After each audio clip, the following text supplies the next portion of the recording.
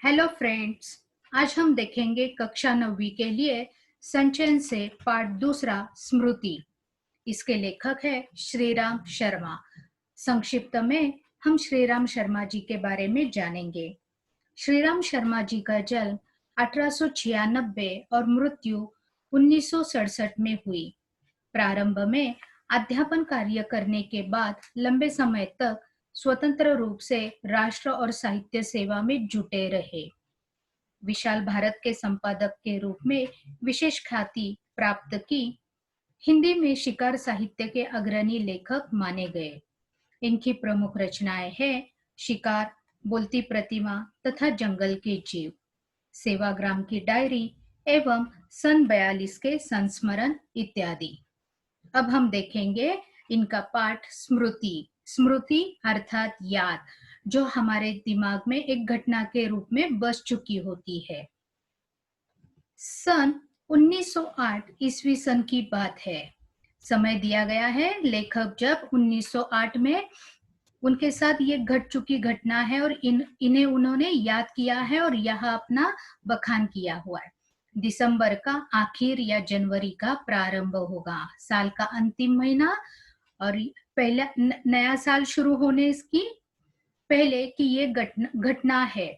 चिल्ला जाड़ा पड़ा रहा था। चिल्ला अर्थात कड़ाके की सर्दी उस समय थी।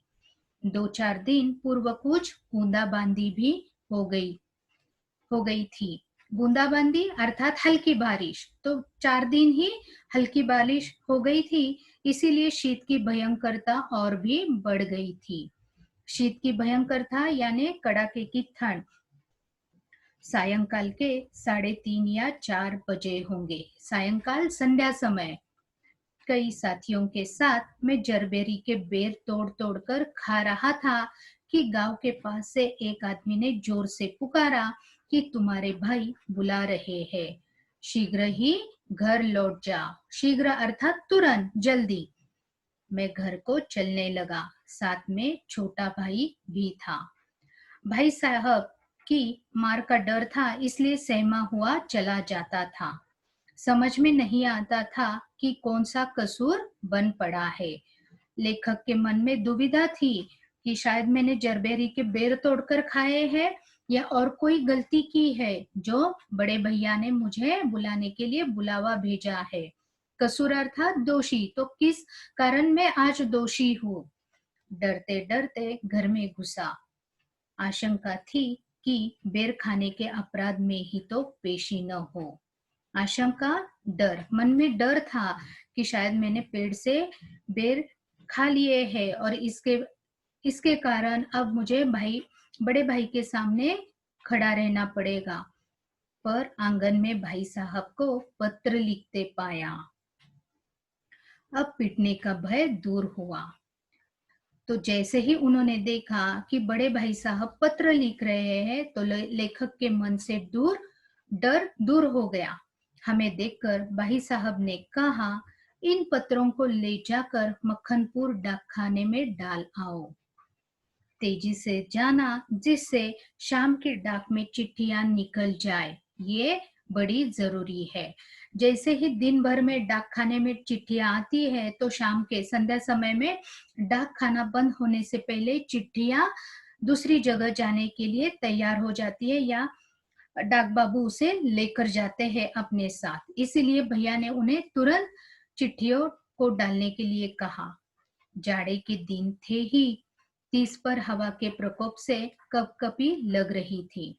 अब मौसम ही ऐसा था कि हवा चारों ओर शीतलता थी, इसी कारण हवा के प्रकोप से कपकपी यानी शरीर कपकपा रहा था। हवा मज्जा तब तक ठिठुरा रही थी। हवा मज्जा यानी हड्डी के भीतर भरा मुलायम पदार्थ, वहां तक ठंड महसूस हो रही थी। इसलिए हमने कानों को धोती से बांधा। हमने अर्थात लेखक और उनके छोटे भाई भी उनके साथ थे, तो उन्होंने अपने कान को धोती से बांध लिया। माँ ने बुझाने के लिए थोड़े चने एक धोती में बांध दिए।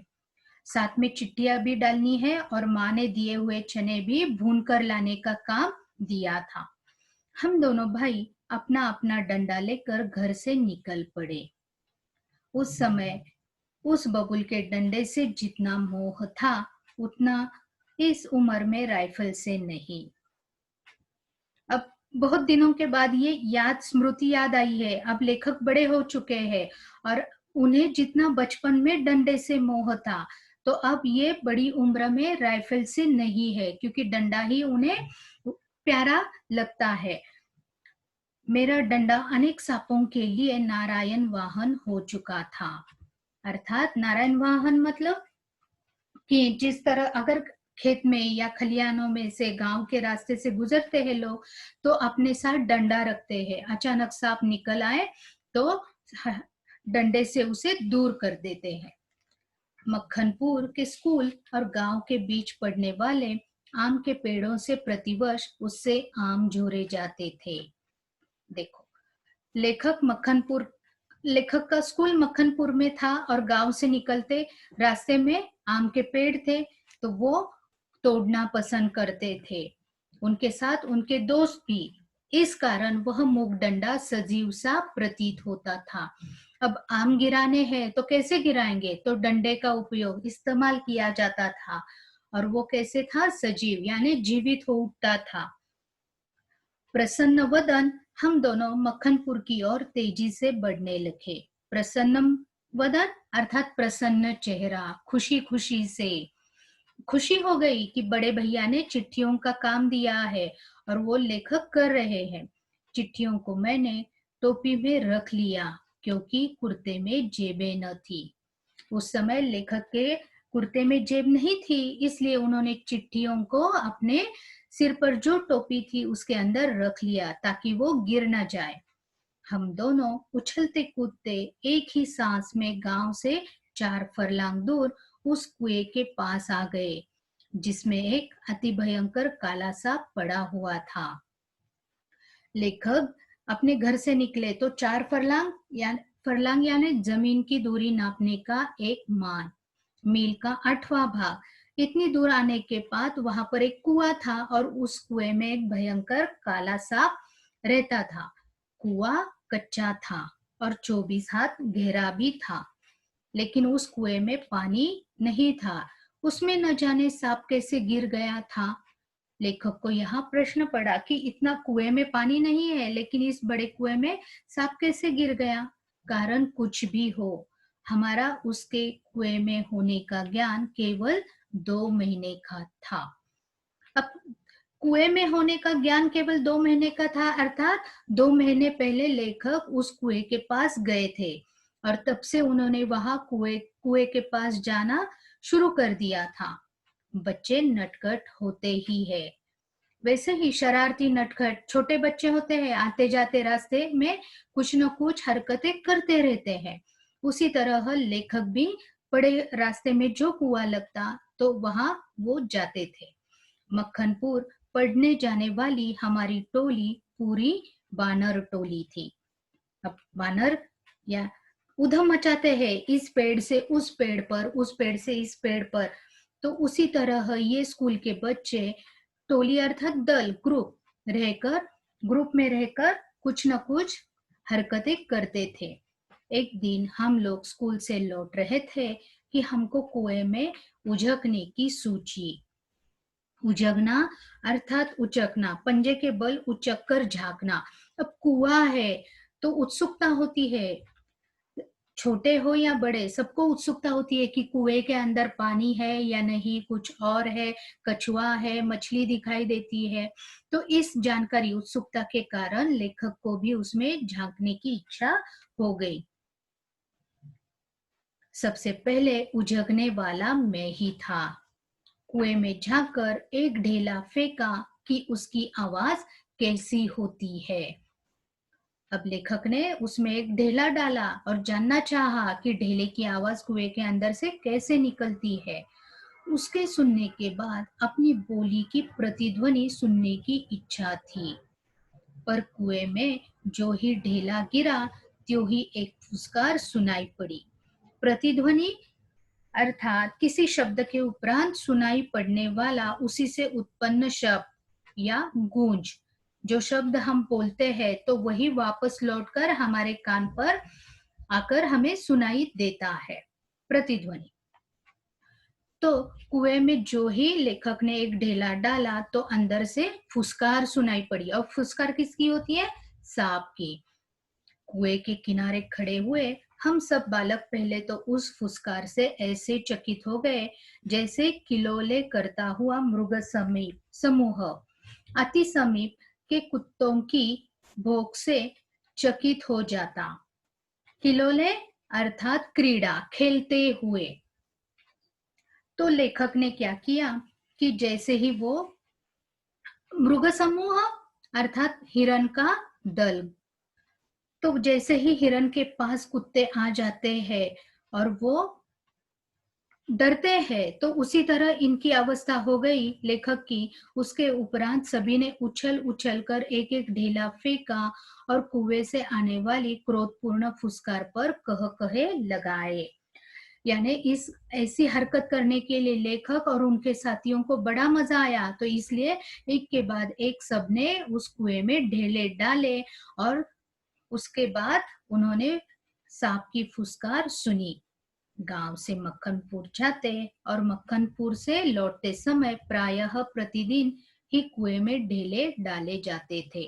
अब ये लेखक और उनके साथियों का नित्य क्रम बन गया कि जैसे ही कुआं आता, घर से स्कूल जाते समय और स्कूल से घर वापस आते समय, तो वो कुएं में ढेले डालते थे और सांप की फुसकार सुनते थे। मैं तो आगे भागकर आ जाता और टोपी को एक हाथ से पकड़कर दूसरे हाथ से ढेला फेंकता था। यह रोजाना की आदत सी हो गई थी। अब लेखक टोपी पहनते थे, टोपी गिर न जाए इसलिए टोपी को एक हाथ से पकड़कर दूसरे हाथ से ढेला फेंकते थे और यह रोजाना हर रोज की उनकी आदत बन गई।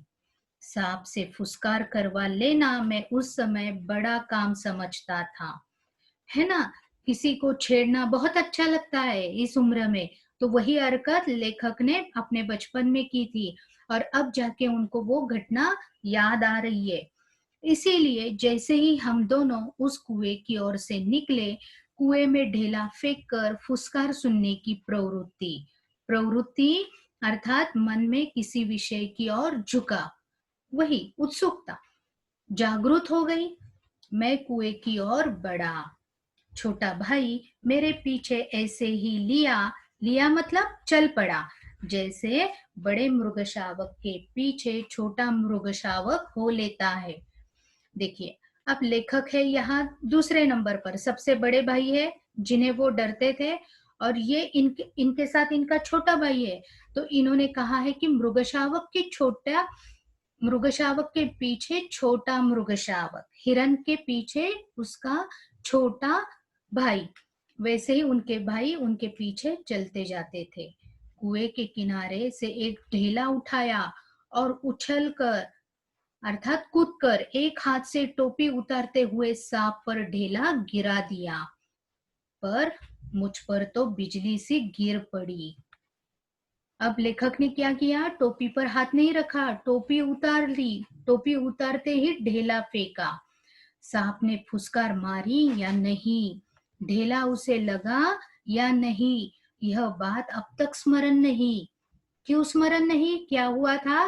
क्योंकि उन्होंने टोपी उतारते हुए यह ढेला कुएं में डाला था और टोपी के अंदर क्या थी? तो बड़े भाई ने दी हुई चिट्ठियां। टोपी के हाथ में लेते ही तीनों चिट्ठियां चक्कर काटती हुई कुएं में गिर रही थी। इसीलिए लेखक को याद नहीं कि सांप ने फुसकार मारी, ढेला उसे लगा या नहीं, क्योंकि लेखक का ध्यान उस गिरती हुई चिट्ठियों पर था। अकस्मात जैसे घास चरते हुए हिरन की आत्मा गोली से हत होने पर निकल जाती है और वह तड़पता रह जाता है। किसका उदाहरण दिया है? हिरन का। हिरन घास चर रही है, उसका ध्यान नहीं है और किसी ने उसे, शिकारी ने उसे गोली दाग दी, मार दी और वो तड़पता रह जाता है। तो उसी तरह, उसी भांति वे चिट्ठियां क्या टोपी से निकल गई? मेरी तो जान निकल गई, क्यों? डर था बड़े भैया का। उनके गिरते ही मैंने उनको पकड़ने के लिए एक झपटा भी मारा। अब वो चिट्ठियां जब गिर रही थी तो लेखक उस पर झपट पड़े, ठीक वैसे ही जैसे घायल शेर शिकारी को पेड़ पर चढ़ते देख उस पर हमला करता है। पर वो तो पहुंच से बाहर हो चुकी थी। जैसे ही वो चिट्ठियों पर झपट पड़े, चिट्ठियां हाथ में नहीं आई क्योंकि वो दूर थी, उनसे दूर थी। उनको पकड़ने की घबराहट में मैं स्वयं झटके के कारण कुएं में गिर गया होता। अब वो तुरंत उस पर झपट पड़े चिट्ठियों पर, तो इसके कारण शायद वो नीचे कुएं में भी गिर सकते थे। कुएं की पाट पर बैठे हम रो रहे थे। छोटा भाई ढाड़े मारकर और मैं चुपचाप आंखें डबडबाकर। ढाड़े मारकर अर्थात जोर जोर से रोना, छोटा है इसलिए जोर जोर से रो रहा है। और लेखक उस समय थोड़ी बातें समझ सकते थे, इसलिए इनके आंखों से पानी निकल रहा था। पतीली में उफान आने से ढकना ऊपर उठ जाता है।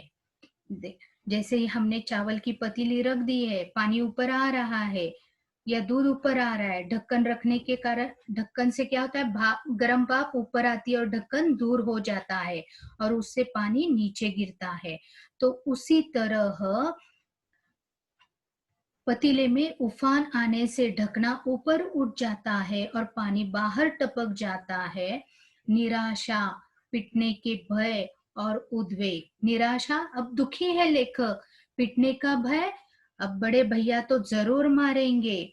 उद्वेग अर्थात बेचैनी, मन में बेचैन है कि क्या करे, चिट्ठियों को कैसे निकाल दिया जाए, डाक में कैसे उनको डाला दिया जाए, इस बात का भय था। तो इस कारण रोने का उफान आता था। उफान यानी भरकर आना, रोना भर भर कर आ रहा है। पलकों के ढकने के भीतरी भावों को रोकने का प्रयत्न करते थे, पर कपलों पर आंसू ढुलक ही जाते थे। अब वो दुख को छुपाने की कोशिश कर रहे हैं, लेकिन आंसू तो अपने आप निकल रहे हैं क्योंकि मन में दुख है। माँ की गोद की याद आती थी। उस समय लेखक को अपने माँ की गोद की याद आई क्योंकि माँ हमें दुलारती है। जो भी हमने हरकत की है उसे भूल जाओ, माँ की गोद में बैठो तो वो चिंता दूर हो गई। जी चाहता था कि माँ आकर छाती से लगा ले और लाड प्यार करके कह दे कि कोई बात नहीं, चिट्ठियां फिर लिख ली जाएगी। यह बात लेखक के मन में आ रही थी। लेखक वहां कुएं के पास बैठे हुए हैं और उन्हें माँ की गोद की याद आई। माँ ने दुलारा, छाती से लगाया, प्यार किया और कहा कि चिट्ठियां दोबारा लिख ली जाएंगी। ये सब मन का उनके रहम था। तबीयत करती थी कि कुएं में बहुत सी मिट्टी डाल दी जाए और घर जाकर कह दिया जाए कि चिट्ठी डाल आए। अब दूसरी बात मन में आ गई कि उस कुएं में चिट्ठियों के ऊपर मिट्टी डाली जाए। क्यों? क्योंकि वो चिट्ठियों का किसी को पता न चले और घर जाकर क्या कह दिया जाए कि डाक खाने में चिट्ठियां डालकर आए। पर उस समय मैं झूठ बोलना जानता ही न था। लेखक उस समय झूठ बोलना जानते ही नहीं थे, इस कारण ऐसा उन्होंने नहीं किया। घर लौटकर सच बोलने पर रुई की तरह धुनाई होती। रुई कपास है ना, तो रुई को छान छान कर अच्छे बनाने के लिए उसकी उस पे ऊपर डंडा चलाया जाता है, उसकी धुनाई होती है, तब जाकर रुई गद्दी के अंदर डालते हैं। तो उसी तरह उनकी धुलाई होती थी। मार के ख्याल से शरीर ही नहीं मन भी कांप जाता था। अब बड़े भैया का मार तो जरूर बड़ा होगा, तो इसलिए उनके शरीर से नहीं, मन में भी कपकपी हो रही थी, मन भी कांप रहा था। सच बोलकर पिटने के भावी भय और झूठ बोलकर चिट्ठियों के न पहुंचने की जिम्मेदारी के बोझ से दबा में बैठा सिसक रहा था। अब सोच बोल दो तो भाई भाई की मार पड़ेगी, और नहीं बोलूं चिट्ठियां तो पहुंच गई है, तो वो मुझे एक जिम्मेदारी दी थी, तो उसके बोझ तले में अर्थात लेखक बोझ से दबे हुए बैठे रो रहे थे। इसी सोच विचार में 15 मिनट होने को आए। वहां लेखक और उनके भाई रोते हुए 15 मिनट बैठे थे। देर हो रही थी और उधर दिन का बुढ़ापा बढ़ता जाता था। अब दिन बूढ़ा होता है अर्थात क्या सच में बूढ़ा होता है? नहीं, संध्या समय, फिर उसके बाद का रात का समय, इसीलिए बुढ़ापा कहा गया है। कहीं भाग जाने को तबीयत करती थी, यानी जो हरकत हो गई है, जो नटखट हरकत हो गई है, तो अब इससे भाग लिया जाए, कहीं दूर चले जाए, इस तरह उनके मन में ख्याल आ रहे थे। पर पिटने का भय और जिम्मेदारी की दुधारी तलवार कलेजे पर फिर रही थी। सच बोला तो पीटे जाएंगे, और नहीं तो जो जिम्मेदारी दी है तो उसकी दुधारी, यानी दोनों तरफ से धार वाली, दो धारों वाली तलवार। एक तो क्या था, या सच बोला जाए, नहीं तो जिम्मेदारियों को निभाना है। तो इसकी तलवार कलेजे पर अर्थात हृदय में बार बार वो बात याद आ रही थी। बच्चों, इसके आगे का पाठ हम नेक्स्ट वीडियो में देखेंगे। धन्यवाद।